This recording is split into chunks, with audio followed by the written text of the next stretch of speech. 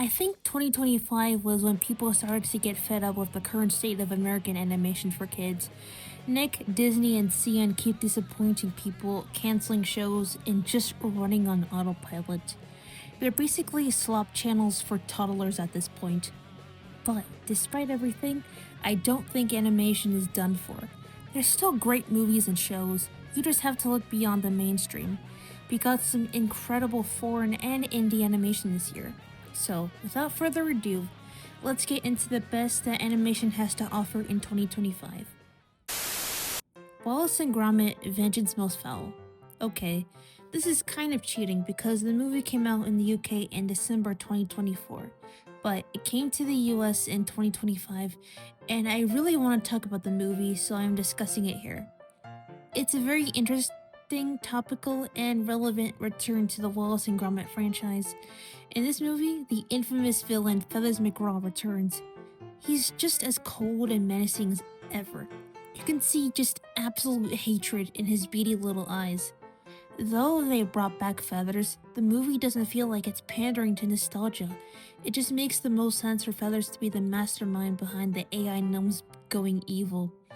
This movie tackles the subject of AI through Wallace's garden gnome robots. The movie makes it clear that AI is just a tool to help us with some things. It's not supposed to completely take over everything and make us helpless. Wallace can't do anything because he relies too much on his gnomes. And of course, Gromit has to bail him out. He's the GOAT, seriously.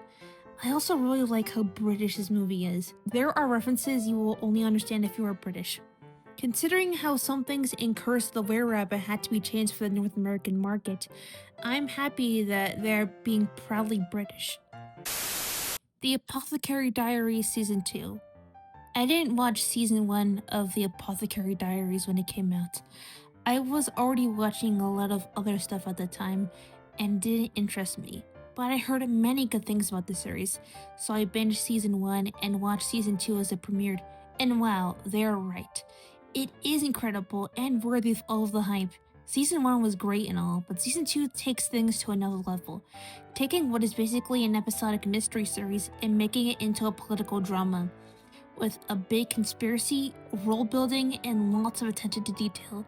Mao Mao's character development shines as she learns to open up. Her friendship with Shisui is a major catalyst for her growth, as is her slow burn romance with Jinshi. The show isn't a rom-com, but it has one of the best written and most realistic romances in anime. It feels grounded and earned. Neja 2. Another animated sequel work taking place in ancient China. This movie, a sequel to the 2019 Chinese animated movie Neja, made headlines for quickly becoming the highest grossing animated movie of all time. It's a sequel to a very popular movie within China, released during Chinese New Year, and we all know China is one of the biggest countries in the world. It's no surprise that this quickly became the highest grossing animated movie of all time, much to the chagrin of animation is cinema kiddies who think foreign movies are yucky and only watch American kids movies. Fortunately for me, I like to expand my horizons and watch international movies. I watched the first Neja movie and it was pretty good. But it did have the trappings of a typical kids movie such as potty humor. But it adapted the Neja myth pretty well. Neja 2, however, was brilliant. It has even better animation than the first, looking truly cinematic, epic, and almost lifelike. The action scenes have incredible choreography. It delivers powerful messages about redemption, not judging by appearances, and how not every bad person stays bad. The friendship between Neja and Ao Bing is the core of the movie. They are literally soulmates. I beg of you, please watch Neja and Neja 2. They have English dubs. Common side effects. An animated conspiracy thriller for adults was not on my 2025 bingo card. So, two high school friends, Marshall and Francis, discover a mushroom with healing effects, but Big Pharma wants to suppress all knowledge of the mushroom. This is a brilliant and compelling drama that will have you hooked, and it's extremely relevant to the absolute state of healthcare in the US. The character designs may look a bit weird at first glance, but they're not really ugly in my opinion, and the show ends up looking good anyway through its beautiful and detailed animation, provided by the same people who did Scavenger's Reign, another brilliant adult animated drama. I like that instead of just copying other cartoons, the show looks to various sources for inspiration. Some of the show's inspirations include Burn After Reading, the work of mycologist Paul Stamets, and the co-creator's own interest in medicine. I think it is very important for cartoon creators to find inspiration from all sorts of places and not just copy other cartoons. My favorite part of the show is that the character Hildy is just straight up voiced by Angela Anaconda. I'm not kidding. Invincible Season 3. Yes, we all clown on the bad animation, and it's like really bad this season, but the story of the show is at its peak. If nothing else, this season proves that it's not just a superhero show with hype moments and aura, but also a deeply character-driven show that focuses on complex morality, consequences, and what it truly means to be a hero. It also introduces the most threatening villain yet, Conquest, a powerful, sadistic Viltrumite who wants nothing more than to conquer Earth and satisfy his bloodlust. But the show added an interesting aspect to his character that wasn't in the comics: his loneliness. Despite being an utter monster, he is lonely, confessing that all the other Viltrumites fear him, that he's a victim of his own success. Even his own name, Conquest, reduces him to his purpose: conquer. This makes him a complex, interesting villain. It almost arouses sympathy in the audience. Almost. And despite the animation being really bad this season, it actually gets really good during the fight between Conquest and Invincible. Guess they were saving their budget for this scene. Can't wait for season 4. Belfort and Lupin, a French animated series that unexpectedly became a hit, particularly on the English-speaking internet. It's been deemed Lady and the Tramp, but French yaoi. So, the show is actually about Belfort, a spaniel, and Lupin, a wolf, who live in the Palace of Versailles during the reign of Louis XIV, and the adventures they go on. The show is animated in CGI, but resembles 2D animation, and it looks beautiful, colorful, and unique compared to some other works that try to do this. I like how the show is not just set in a generic setting, but in actual time and place. The show has support from the actual Versailles to make sure it's portrayed as accurately as possible. Belfort and Lupin's friendship is the heart of the show. It's so well written and why the show has gained such a following. There are only 2 English dubbed episodes, and there likely will only ever be 2 for the purpose of uploading it to YouTube. The dub is actually quite good. The voices actually fit the characters and don't sound like complete garbage. I wish there were more dubbed episodes, but watching it subbed also isn't a bad idea. I'd argue you get the true Belfort and Lupin experience by watching it in its original French. Win or Lose, Pixar's first original TV show. The show didn't inspire faith at first, with its, weird and kinda ugly character designs that are the absolute nadir of Pixar's so-called Bean-Mouth style. And then there was the controversy with them censoring a character's transness, which is of course shitty. I didn't want to watch this at first, but then I saw people praising it. They weren't just praising it just because it was Pixar, they genuinely liked it. And though the character of Kai is not outright stated to be trans in the show, it's still made clear through visual storytelling that she is. So I watched it, and yeah, it is great. First of all, I think the show makes up for its weird character designs with the actual animation. It's unique and it pops visually. For instance, the animation for Ewan's inner self resembles cardboard, and it's super adorable. Furthermore, the series is a deep character study, with every episode focusing on specific characters interpreting the same events differently. We get to see their inner worlds, their struggles, their relationships with the others. I think this is what made the show connect with a lot of people and earn acclaim. It could have just been another kids show, but as Pixar usually does, they exceeded expectations. So yeah, the show's great, but the decision to try and censor Kai's transness is terrible and not a good look. Pretty Please, I Don't Want to Be a Magical Girl, an indie animated pilot created by Kiana Consmith, known for her work on Big City Greens, a very obvious parody of Sailor Moon and the magical girl genre in general. It stars Aika, a burnt-out magical girl who just wants to live an ordinary life but has to fight bad guys.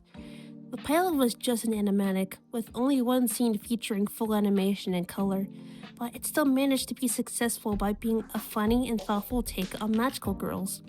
I love how Aika is only 15 but is already burnt out on being a magical girl and just hates it. And her best friend Zero is a nerd obsessed with the idea of magical girls. And it's a nice touch how the series' voice actors all have connections to magical girl anime.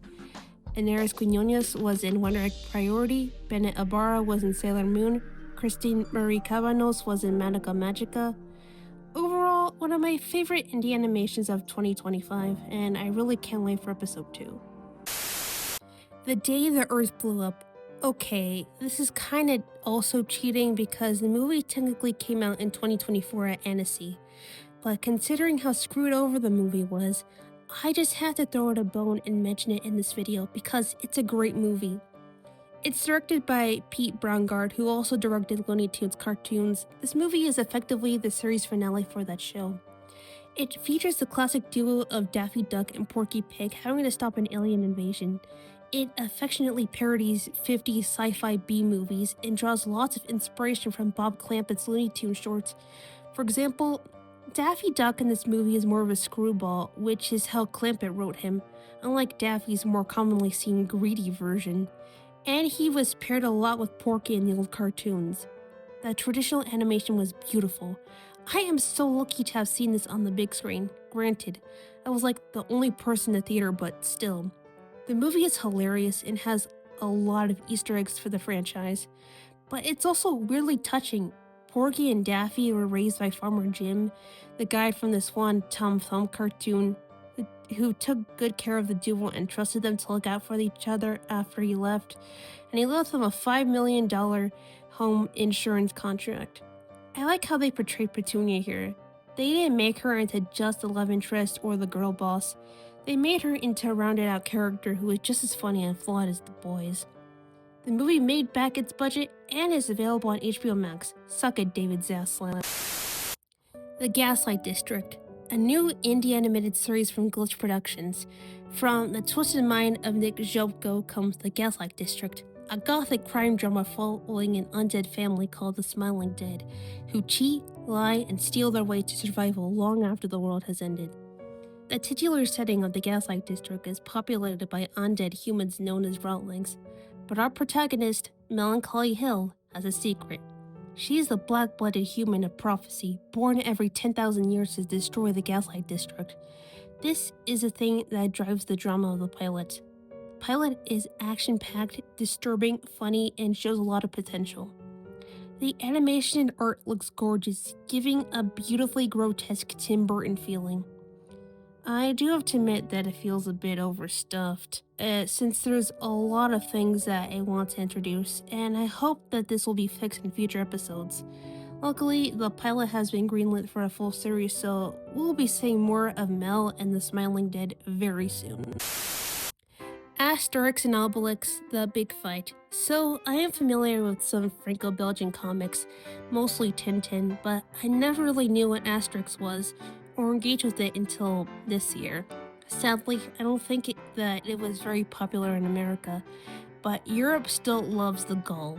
So France made a mini-series on the famous Big Fight storyline. In it, Gallo-Roman chief Cassius Remix challenges his vital statistics for control of the village at the worst time, when Getafix has amnesia and can't make magic potion. There was previously an animated adaptation of The Big Fight, but that one more so combined with The Big Fight with The Soothsayer. The Big Fight miniseries is more faithful to the comic, but adds a lot more stuff that I really like. A new character named Metadata, a new character named Anna Barbera as in Hanna-Barbera, a new antagonist named Fast and Furious, a German goth who is also a goth in the modern sense of the word, a parody of It's a Small World, a cutaway gag referencing the dance scene in Pulp Fiction. It's really funny. There's also lots of fun and creative animation. The post-credit scene of the 5th episode even has this short cartoon that's fun to watch. I really think you should check this out, even if you're not familiar with Asterix. Lost in Starlight, a Korean animated movie released on Netflix that sadly flew under the radar. I watched it and it was brilliant. Taking place in 2050 in South Korea, the film follows an astronaut, Nan Young, bound for Mars, and a musician, Jae, with a broken dream who find hope and love in each other across the stars. First of all, the movie's visuals look gorgeous, with solid animation and a colorful setting that really give it a futuristic look. Visually, it's very similar to Makoto Shinkai movies, but also just distinct enough to avoid feeling like a complete copy. The romance between the two leads was really compelling and well done. Them being separated after Nan Young goes to Mars adds a lot of longing and emotional stakes. This is a downright beautiful movie. It having both music and space elements in it makes it feel like it was made for specifically me. I really wish this movie, and Korean animation in general, got more attention. But it was buried by another animated movie on Netflix related to Korea. Kpop Demon Hunters. This movie needs no introduction. The absolute phenomenon, the most streamed movie in Netflix history.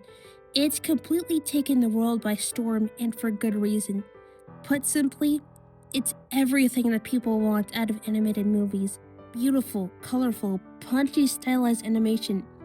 Real villains who are cool, terrifying, and compelling all at the same time. Amazing action choreography and actually well-written female characters. Seriously, I think this is what's been missing from mainstream animated movies. Female characters who are allowed to just be. They could be beautiful, badass, and goofy all at the same time. It doesn't invalidate any of the other traits. The facial expressions in this movie are one of the highlights that make it really fun to watch. My favorite has to be Zoe's popcorn eyes. That's such a creative visual gag. Some may call it cringe, especially since the movie's very title is so on the nose. But you know what? This is what makes the movie so memorable. It's proudly cringe, self-indulgent, and unafraid of being itself. It doesn't need to censor anything or sand itself down for wide appeal. Just by being itself, it managed to become the most popular animated movie of the year and one of the most popular animated movies of all time. And the movie being proud to be itself, well, that's really fitting, isn't it? Because the whole movie is about Rumi learning to stop feeling ashamed of her demon patterns. By showing who she really was, she managed to recover her singing voice and stop Gima. And I'd be remiss if I didn't mention the absolute killer soundtrack. It's made by people with direct ties to the K-pop industry, and each of the songs slaps so hard. I didn't expect the movie to become this popular. I thought it'd have its moment and then be forgotten about, just like Wish Dragon and Vivo. But it's become huge.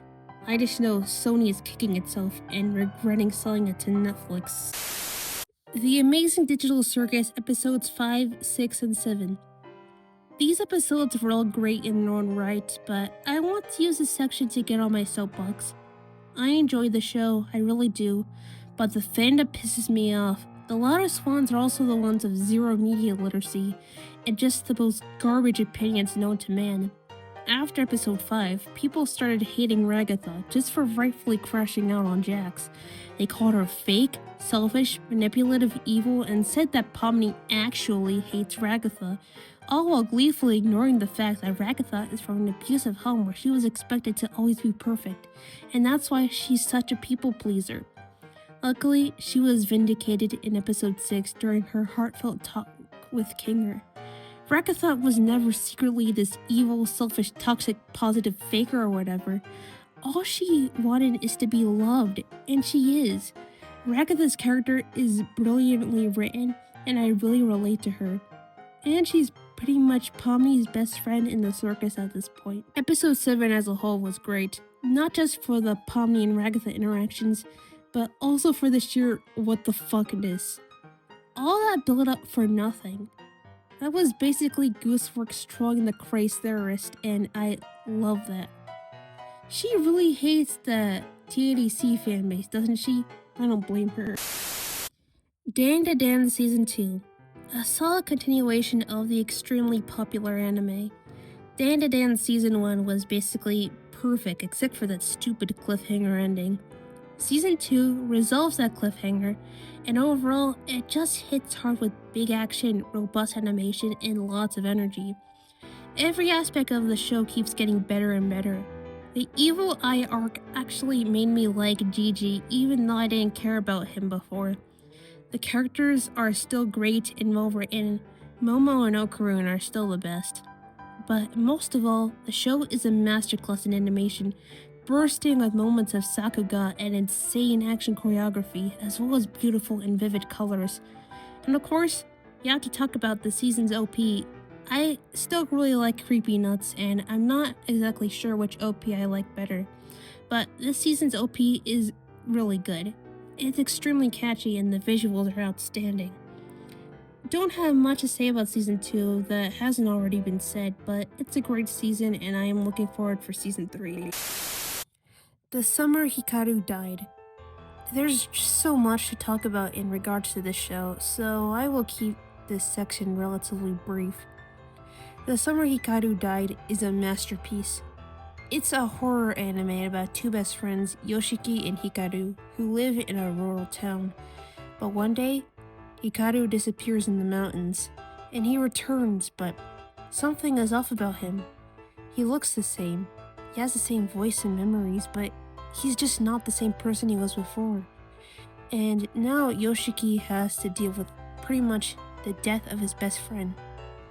It's a horror anime, but it's not filled with constant gore and jump scares. Instead, most of the show is slice of life-ish, with elements of body horror.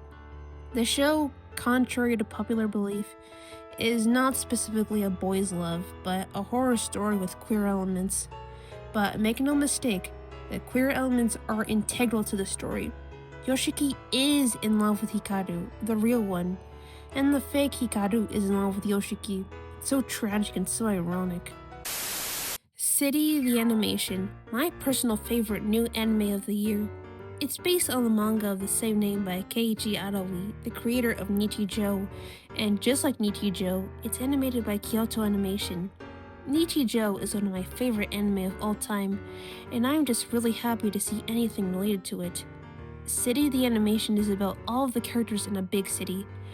I guess you could say the main characters are Nagumo, Nikura, and Izumi, college students at Mont Blanc University. But the show doesn't focus on just them. There's also the chef guy, the family that owns the liquor store, these middle school students, all these hilarious characters that make the city feel alive. One thing I like is that the animation isn't a carbon copy of Nichijou. It instead follows its manga very closely and has very vivid colors. Episode 5 is insane animation-wise, so many moving frames all at the same time. It's crazy that they pull this off, but that's the magic of KyoAni. Cheeseburger! New Panty and Stocking with Garterbelt. In 2010, season 1 of Panty and Stocking with Garterbelt ended on a cliffhanger, and it wasn't until 2025 that we finally got a second season, and it was worth the wait. It's basically the same as it was back in 2010, still very horny, vulgar, and full of Western pop culture references. The parodies in this season were hilarious. They did an entire episode that was a tribute to Jack Kirby comics, and they changed the animation for it and it was super cool. I like how Scanty and Knee-Socks are just living with Panty, Stocking, and Garterbelt now, and they gradually warm up to them. But for me, the highlight of the new season was the new Gen Angels, Polyester and Polyurethane. They're Panty and Stocking's cousins sent to replace them. They're basically Zoomer twinks who use brain rot slang, and they completely steal the show every time they're on screen. And they provide much needed fan service for people attracted to men. I really love this show. It's clearly made by and for animation fans. And horny people, that part is very important too. I think shows like this are very important to have in the wake of collective shouts censorship bullshit. South Park Sermon on the Mount. I originally wanted to put the entirety of South Park Season 27 and I guess Season 28 here, but I don't know. I feel like the show has been falling off as of late. and doesn't live up to the high standards set by that phenomenal premiere episode, so I will just be talking about that. Sermon on the Mount was brilliant. It goes straight for the jugular. Instead of making the same old orange man bad jokes, it directly attacks Trump and his actions, particularly surrounding the Epstein list. It's also an incredibly meta episode about the trouble that Matt and Trey had with Paramount, especially because of the stupid merger, hence why it's called Sermon on the Mount. The episode even directly mentions that Stephen Colbert's show is cancelled, not just because of the merger, but because he dared to talk negatively about Trump. I just wish that the rest of the season was as great as this episode. They're really dragging out the Trump and Satan baby plot. My Melody and Kuromi, a stop-motion anime based on the Sanrio characters My Melody and Kuromi. Like all Sanrio things, it is super cute and sweet, or at least it appears to be. It's not just cute, it has a real story to it and actual stakes. It starts off simple. My Melody loves to bake cakes and Kuromi is jealous of her, and one day My Melody finds a mysterious heart. In the latter half of the series, things start going off the rails. People in Mario Land start turning into zombies, there's body horror, to say nothing of Mr. Pistachio's backstory. This show was directed by the same guy who directed the extremely disturbing short My Little Goat. That explains a lot. The show's stop-motion animation and overall direction is also brilliant. The staging of the truck chase scene in episode 4 was almost cinematic. The director cited John Wick as an influence for this scene. It really shows how much effort and love they put into the show. Highly recommended for Sanrio fans. Gumball Season 7. I already made a video on this, so you can check that out. I gotta say, having Gumball back is undoubtedly a net positive for mainstream kids of Western animation. Know why? Because this is a cartoon that actually likes being a cartoon, unlike some of the slop being churned out these days. The animation in this season is the best it's ever been, and they're not afraid to draw weird, even grotesque expressions. This show is definitely a cartoonist cartoon. The show still has its trademark social satire, but it doesn't get too cynical or high off the smell of its own farts. It remembers to be fun first and foremost. It's enjoyable for all ages, obviously, but it entertains kids the most. No wonder this season is only on Hulu. Honestly, it's too good for cable, and CN is basically a waste dump on autopilot. King of the Hill Season 14. Again, I already made a video on this along with Gumball, so you can check that out. This is a prime example of how revivals should be done. It's done by pretty much the same crew as the original show, and aside from the time skip and modern references, it hasn't changed at all. It still feels like classic King of the Hill. It has its voice and its tone, and most importantly, its heart. It never forgets its small-town Texas ethos. Pretty much the one and only major complaint I have is with the janky animation. I know no one watches the show for the animation to begin with, but the old show still had moments of great animation. The new show's animation is stiff and mechanical. I have nothing against rigged animation, but I wish more of these types of shows were hand-drawn instead. It's rare that we get hand-drawn cartoons these days, instead of rigged ones.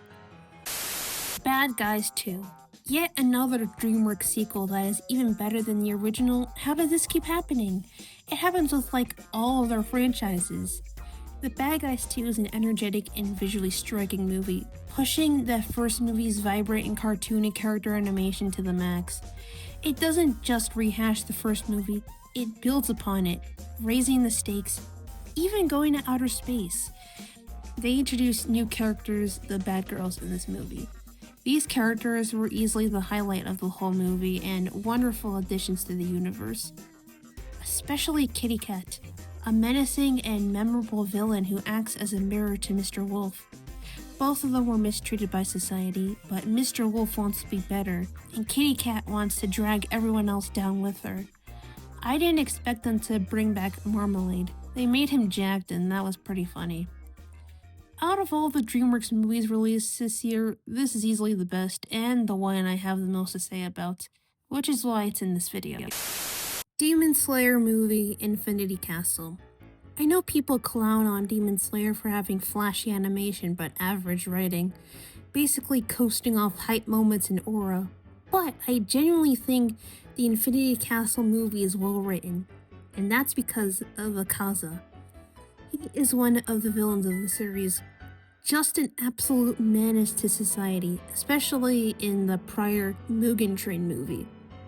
But Infinity Castle greatly fleshes out his backstory with lengthy, and I mean lengthy flashbacks.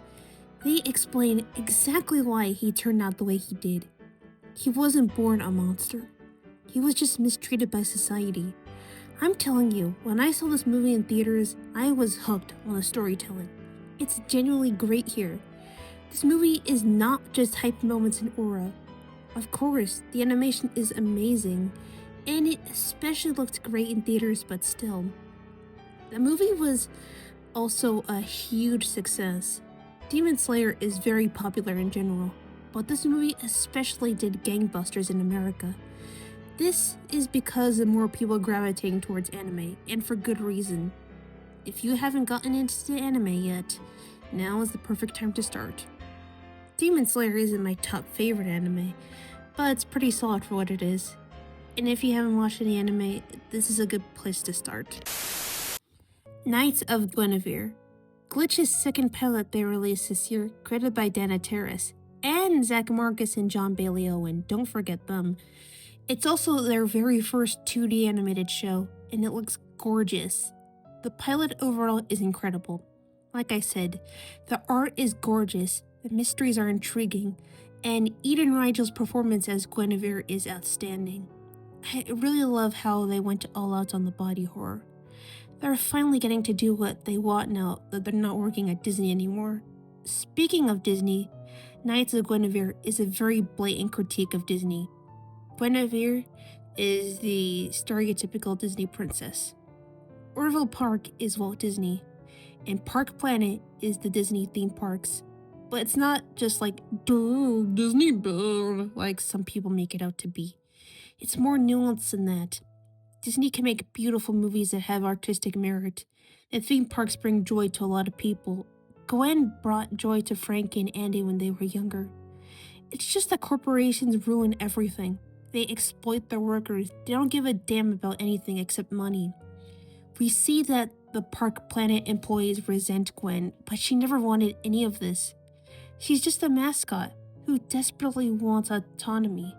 It's like how people resent Mickey Mouse just because he's Disney's mascot, even though he's just an innocent character who didn't do anything wrong. It's people like Olivia Park that ruin Park Planet and mistreat the mascot, and it's people like Bob Iger that ruin Disney. I really can't wait for the next episode of this. Haunted Hotel. Admittedly, I didn't want to check out the show at first. The art style didn't look appealing to me, and it seemed like another one of those generic adult animated sitcoms with quirky millennial writing. But unexpectedly, it gained a lot of hype, and soon I saw this guy everywhere. So, I decided to watch it, and yeah, it is quite good. It does have its share of unfunny quips. In my opinion, the show is at its best when it's more serious and emotional rather than trying to be funny. The serious parts hit hard and make me like characters I previously thought to be annoying. Especially Nathan. I don't know if I could say what happened to him in this video, but the reveal hit hard. They let that scene sit with the viewer instead of immediately cracking a stupid joke. And Esther, I thought was just another quirky girl trying too hard to be like Mabel Pines or Louise Belcher. I'm surprised she wasn't voiced by Kristen Schaal. But she gets some great moments in the season 1 finale, where she's upset about Abaddon potentially being sent back to hell. It's clear she treasures their friendship. Speaking of Abaddon, he easily carries this show. He gets the most amusing lines. Perhaps. And is the core of the show's lore and world building. He's this centuries-old demon trapped in the body of a little Victorian boy. He has terrifying powers but acts like a petulant child. Much as he doesn't want to admit it, he's starting to care for the Freeling family. And this is the emotional core of the season 1 finale. Despite the generic character designs and rigged animation, the posing and staging are surprisingly strong, which, considering this is an adult cartoon, is saying a lot. There's also great usage of colors and lighting during key scenes, especially in episode 10. All in all, the show pleasantly surprised me. I posted this on Reddit on r/True Cartoons, which you should definitely join, so yeah. Smiling Friends Season 3. Yet another great season of Smiling Friends. The show just keeps getting better and better, with hilarious episodes with outstanding animation. Seriously, Smiling Friends is a good example of a cartoon that loves being a cartoon. Considering this is an adult cartoon, that's saying a lot. From Silly Samuel being animated in 3D, to the random rotoscope scene in the Mother Earth episode, to Squem being like a cel-animated 90s character. It's also great. However, there's something I just have to mention. The Cool Autistic Gamer 774. This seemingly inconspicuous cartoon clip channel seems to be run by a member of the production crew. Entire reanimated scenes with new dialogue have been posted on this channel. Then this guy went missing in action for quite some time after fans realized what was up. There's also Critter Clips 2002 with its character Dolly Dimpley, whose entire gimmick is that she talks like a cringe millennial obsessed with dead memes and no one notices her at all. Lots of people don't like her, but she's so unfunny that she loops back around to being funny for me, plus she's cute, so I can't say I hate her. And the latest one is Blue since 2012, who put his self-insert into the Schmalugo episode. The self-insert lore is crazy, and make these episodes even more interesting to watch than they already were. Fionna and Cake Season 2. We return to a world of Adventure Time, with dual plots happening at once. In Fionna World, Fionna is facing eviction, and overall, her life is a complete mess. I like the fantasy elements of the show, obviously, but I'm also really into the more mundane drama Fionna gets into. She's such a girl failure. And in Ooh, Finn is dying, and despite everyone's best efforts, no one can save him. Huntress Wizard ends up in Fionna World. If you're a fan of Huntress Wizard, you'll love this season, since it heavily focuses on her. If you're here for hype moments and aura, you probably won't like the season. As I said before, it focuses a lot on Fiona's mundane personal drama, with only a few elements from Ooh. You might not like the season if you like the Ooh stuff more, but personally, I really like Fionna and the mundane world. Fuck DJ Flame though. This guy's a bum and doesn't deserve Fionna. Ranma 1/2 Reboot Season 2. Here's the thing. The second season is basically about the same as the first season. Both are consistently good with little to no major flaws, so I don't have too much to say about it. I really liked the reintroduction of Moose. He's one of my favorite characters. I really liked Ukio's return as well. I can't say the same for Applesai. I hate this guy, but hey, at least it's funny whenever he gets hurt. They adapted the Romeo and Juliet arc, and that was pretty awesome, since it's one of my favorites in the series. The ending animation is super adorable. But yeah, not too much to say about this one. Still very enjoyable with great animation and comedic timing. And I just really love anything Rumiko Takahashi in general, so I just had to include it in the video. This Monster Wants to Eat Me, a marvelous queer anime. If The Summer Hikaru Died was the boys' love anime for this year, well, kind of, then This Monster Wants to Eat Me is this year's girls' love. It's about the complex relationship between a girl, Hinako, who wants to die, and a mermaid, Shiori, who wants to eat her. But Shiori's real goal is to help Hinako overcome her grief and depression by giving her something to live for and protecting her. It's very interesting and easily hooks you. The animation is also beautiful, downright cinematic. The studio that made this show has done almost nothing, but they managed to put out this amazing looking show. It's more of a slow burn show, so if you want fast pacing and non-stop action, the show isn't for you. But if you like atmosphere, slow burn, and messed up Yuri, this show is highly recommended. especially if you already liked The Summer Hikaru Died. Spy Family Season 3. The second season, which I included as an honorable mention in my 2023 video, was good but not great. I don't know why. I guess it just didn't have the sauce. But I can confidently say that Season 3 of Spy Family is great. Everything about the show is mostly still the same. Good music, good animation, funny comedy, but there are two major factors for it to highlight at 2025. First, there's Lloyd's backstory.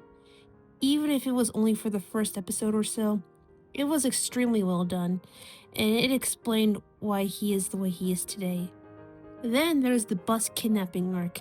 This arc was crazy, like a hostage situation on a school bus? That's wild. Anya was incredibly smart and brave throughout this arc, even with a literal bomb strapped to her chest, and in the end managed to save the day. She did more than fuck-ass Henry Henderson, the adult in this situation, that's for sure. Chainsaw Man movie Reze Arc. Chainsaw Man is one of my favorite anime ever, and I was so excited for the Reze Arc movie to come out. It took a long time, but it was worth it. Now, let's address the elephant in the room. The art style is kinda different, because the more cinematic style of Season 1 was hated by Japanese audiences. So in the movie, they made the art style closer to the manga and made the colors flatter. I loved Season 1's style, but the movie style is beautiful too. Seriously, the animation is insane, though that's to be expected from Mappa. The movie is all about Reze, the bomb devil who Denji falls in love with. At first, she appears to be manipulating Denji for her personal agenda, but she eventually came to genuinely love him. The sad thing about Reze is that she was conditioned to be a child soldier for the Soviet Union. She never got to have a childhood, and never got to love until she met Denji, but their relationship was just never meant to be. Hazbin Hotel Season 2. Wow. I liked Season 1 of Hazbin Hotel fine, but Season 2 is on another level. It's better in just about every regard. Better pacing, better songs, better animation, and lots of character growth for, just about every single character. Every single one. Pick a character, any character, they get their time to shine this season. Especially Vox. He only spoke in 2 episodes in Season 1, but he's the main villain of Season 2, and he gets focused by the truckload. In Season 1, he is more of a comedic villain, but here, he's menacing. A true monster. No wonder he was a cult leader when he was alive. This season single-handedly made Vox one of my top favorite characters of the entire franchise. We also get to see more of Heaven this season, and the Heaven scenes are all phenomenal. Episode 2 was genuinely a masterpiece. Everything from Sir Pentious' backstory till Luke's descent into madness to the Sarah's confession song, probably the very best in the entire show. Towards the end of the season, all of the characters basically do this Care Bear stare to stop Vox's machine. It seems cheesy, but it's also incredibly awesome and narratively satisfying. I really can't wait for Season 3. Little Amelie, or the character of Rain. This is a movie that animation is cinema kiddies will never watch, because this is a beautiful independent French movie that actually is cinema. It is a deeply moving story about a little girl named Amelie who is born into a vegetative state. Her family hires a nanny for her named Nishio-san. Little by little, Amelie starts to say more and more words, and she makes great friends with Nishio-san, and their bond just makes you feel so warm inside. There's an absolutely beautiful scene where it rains, and Amelie learns that the first part of her name, Ame, means rain in Japanese. This is where the movie gets its title. Amelie is the rain, and Nishio-san isn't just the one who helps her. She has her own backstory, and a very sad one at that. Speaking of that, the movie doesn't shy away from the sad and upsetting moments in life. The movie isn't super bleak and depressing. It's ultimately a hopeful, heartwarming movie, but it doesn't baby-proof the uncomfortable parts of life. The animation is beautiful.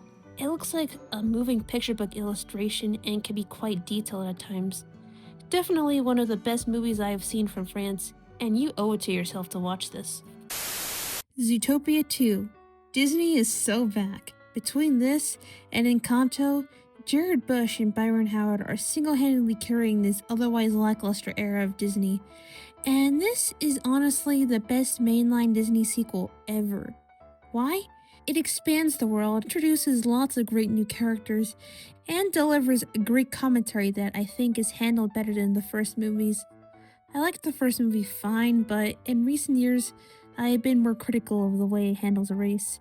And Bellwether was yet another lackluster Disney twist villain. Zootopia 2 was actually great, and a great sequel. For one thing, Nick and Judy are still very much in character. Although they do make mistakes throughout the movie, they are still fleshed out, well developed, and fun to watch. The movie greatly expands upon the world of Zootopia through new characters and new locations. There's reptiles in this movie. Gary the Snake is actually a nice and noble snake who wants all reptiles to be happy. He's a cute and sweet guy who carries the movie. Milton Linkslate is the main villain of the movie, and he's an utter monster. We know that he's a bad guy. The real twist is what he's planning to do. The whole storyline about the Linksleys was a solid commentary on gentrification, colonization, and historical revisionism. I think this movie's social commentary was better than the first movies. It doesn't imply that any species is inherently anything. The reptiles were innocent. It's the rich and powerful who did everything wrong. Overall, the movie is a worthy sequel that lives up to the original. The Elephant is an Adult Swim special in 3 parts. The title, The Elephant, refers to the old parable of the blind men and the elephant. In it, 3 blind men touch different parts of an elephant to understand it, and they all think that it's something different. And in this special, 4 different creators, Pendleton Ward, Rebecca Sugar and Ian Jones-Cordy, and Patrick McHale, all created different parts without knowing what the others were doing. Let's be clear, all the shorts were great in their own right. I adore how you can immediately tell who made what segment. For instance, Penn Ward's segment has that weird Adventure Time surrealness. His segment is about an eyeball that shapeshifts into a person and is chased down by factory workers. While I enjoyed it, I feel like it was sometimes too surreal for its own good. In the second segment, there is a being named Music Button, who only exists to play music and make people dance. The people are pure hedonists who only want to party, and get mad when Music Button searches for evidence of beings like them and won't push the button. You can immediately tell it was made by Rebecca and Ian. The style looks like Rebecca's personal drawings. The third segment is about a being who keeps being reincarnated in different styles, and then gets reincarnated in this anime-like world, which is also the longest part. They're reincarnated into a robot named Screeno, who the scientist named Dan specifically programmed to be a friend. I think this is easily the best part of the special. I think it's the most meaningful and emotional. Also in this segment, Screeno briefly sees a vision of 3 people touching an elephant. I think Rebecca and Ian's segment had the best animation and the best drawings. Wouldn't it be cool if every cable cartoon these days was animated just like this? I think it would be cool. The behind-the-scenes documentary shows all the love and passion that went into this special. Every bit of this was made by humans and not AI. Human-made art is extremely important in these trying times. I also like how, despite each segment being so different, they all have themes in common: being a stranger in a strange land, self-actualization, what your purpose in the world is. It's also strongly implied that the main character of each short is the same person reincarnated. I don't know how many views this video is gonna get, since it seems people barely even watch my highlights videos, but somehow I know I'm gonna get comments saying, "Where's this show? Where's that movie?" Well, okay, here are a bunch of shows and movies I didn't include in this video for whatever reason. I didn't like the first episode of Stugo that much, but I really should reevaluate it. Looks like a show that embraces telling actual jokes instead of being all pretentious. Sadly, it was canceled after 1 season. Dogman is fine. Yanu is fine. Whalepack is fine. It's nowhere near the best. The new Phineas and Ferb is fine. I liked Predator Killer of Killers, but I don't have anything to say about it. Elio is fine. Again, nowhere near the best. I don't hate it or anything, but after giving it more thought, I felt like including it as a highlight would be like rewarding mediocrity. I'm not going to praise something just because Pixar made it. I actually quite like Fixed, but saying it's good will get me death threats. Long story short is fine. The anachronistic format is unique, but I really couldn't stand the dialogue. Gachiakata wasn't for me. The Mighty Nine is pretty good, but I don't have a lot to say about it. I watched Vox Machina before this, and I like that too, but I'm not too deep into the Critical Role fandom. I still need to watch Haha You Clowns. The art style looks very unappealing to me, but I heard a lot of good things about it. Now, Arco is a movie I really want to see, but it's not getting a wide release until 2026, which is a shame. If you made it this far, congratulations. I do think 2025 had a lot of great animated output. You just have to look beyond mainstream American animation for kids. There's literally zero reason to not watch foreign movies or shows, especially if they are widely available and have English dubs. No, the Loud House Christmas movie Naughty vs. Nice is not peak fiction. Things like Little Amelie or Reze Arc are. Foreign movies are not yucky and are not going to hurt you. Thank you for watching. And also, I just wanted to point out that recently I have set up a membership program. It's only about $1 a month, and if you join, you will get early access to new videos, shout out at the end of my videos. I will reply to your comments first before everyone else's, and you will get a badge. So please consider joining, because, college isn't cheap.